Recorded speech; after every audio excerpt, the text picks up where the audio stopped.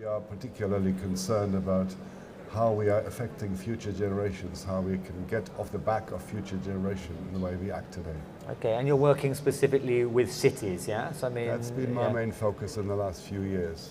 But I'm particularly interested in cities and their relationship to the world's ecosystems, because they use the world's resources much more than any other entity. So the impact on the biosphere is primarily from consumption and production systems in cities, and that needs to be addressed head-on in a new imaginative way by new policies, by new technologies, and by new ideas on urban development. Right. I mean, the figure I've heard mentioned is over 70%, 75% of carbon emissions coming from our cities, and growing obviously as greater numbers of population move into cities. So the emphasis up until now has been in sustainable cities. You're trying to move away from this to regenerative cities. Explain the difference. What is a sustainable city? What is a regenerative city? Well, I mean, sustainable urban development is really, above all else, concerned to try and not increase the impact of cities on the global environment, whereas I'm arguing that we need to move on from that. Sustainability has become like a rubber band that you can stretch in all directions. Thousands of different organizations around the world have adopted this term, including companies as well as governments, as well as NGOs, adopted this term for themselves. And I think the time has come to look at the need for regenerating the world's ecosystem that have been so badly damaged by human activity, particularly through industrial development and of course climate change and associated issues. So certainly the time has come when we need to go beyond, in my view, beyond sustainability towards concepts of regenerative development, and I think cities need to be at the forefront of that. Well, what would be an example of a regenerative system, a regenerating system? What is the difference between a sustained system and so what measures are we talking about here? Give me an example or two. Yeah.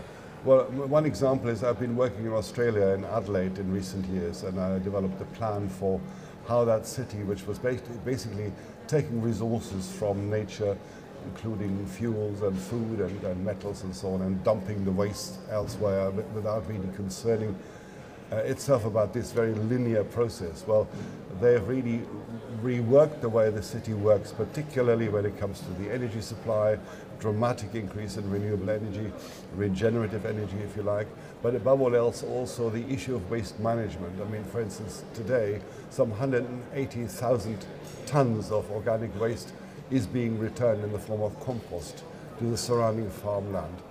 20,000 of hectares under vegetable and fruit cultivation, and that has enriched soils, it has enhanced the capacity of soils to store water in this very water deprived area.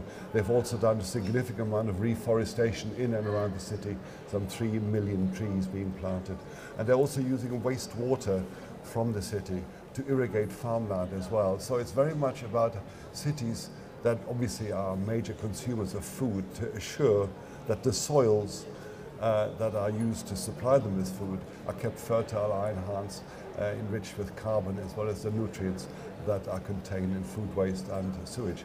I mean, Adelaide is obviously not Mumbai or Sao Paulo or London even, but could it be seen in some ways as a model for other cities? Are there aspects of the work you're doing that could be copied, that could be used in other cities around the world, be they in developing countries or developed countries? Well, I mean, I've worked in a variety of places in London, also working on a project in China called Dongtan Eco City, which is still not implemented, but moving closer to that.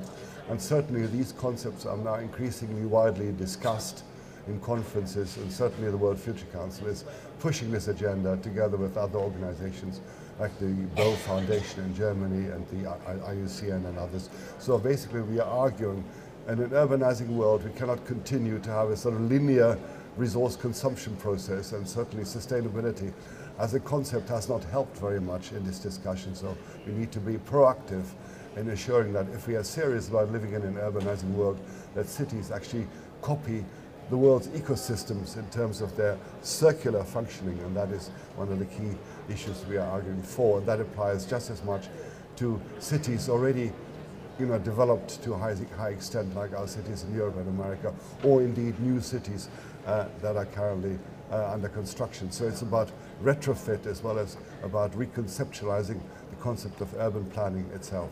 Right, and is that message striking home? Is it being picked up here at COP18 in Doha?